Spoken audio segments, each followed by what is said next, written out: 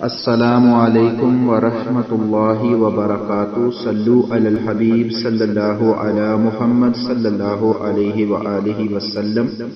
نماز شروع کرنے سے پہلے کچھ چیزیں ضروری ہیں، وہ چیزیں جو ہیں وہ نماز کی شرائط کہلائیں گی۔ شرائط جو ہیں یہ نماز سے باہر ہیں اور فرائض جو ہیں وہ نماز کے اندر ہیں۔ اب شرائط میں چند چیزیں شامل ہیں، اگر ان میں سے ایک بھی چیز رہ گئی تو نماز شروع ہی نہیں ہوگی۔ اس میں سب سے پہلے جو ہے وہ ہے طہارت، اور دوسرے نمبر پر ستر عورت، استقبال قبلہ، وقت، نیت اور تکبیر تحریمہ۔ طہارت سے مراد یہ ہے کہ جس جگہ پہ آپ نے نماز پڑھنی ہے وہ جگہ، آپ کا بدن، آپ کے کپڑے اور آپ جو خود ہیں یہ مکمل طور پر پاک ہوں، ہر لحاظ سے آپ نے طہارت حاصل کر لی ہو۔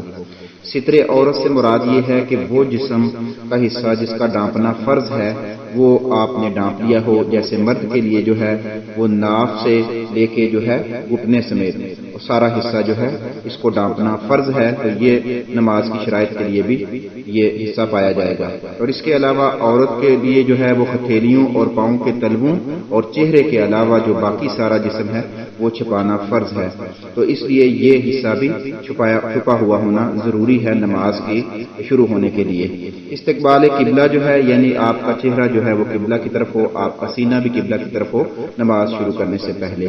اور وقت جو ہے یہ جب آپ نماز شروع کریں تو اس وقت کی نماز کا جو ہے وہ وقت ہو، یعنی آپ ظہر کے وقت میں عصر کی نماز ادا نہیں کر سکتے، وہ کریں گے تو قضا نماز ادا ہوگی۔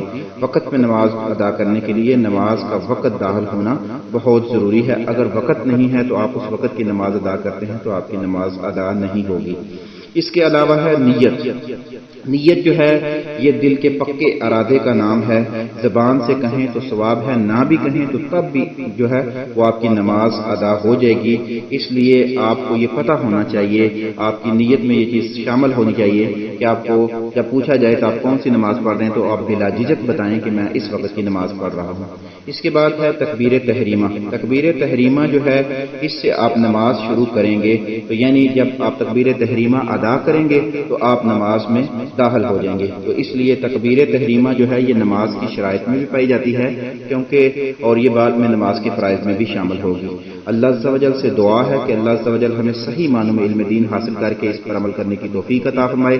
اللہ تعالی ہمیں پکا نمازی بنا دے۔ صلو علی الحبیب صلی اللہ علی محمد صلی اللہ علیہ وآلہ وسلم۔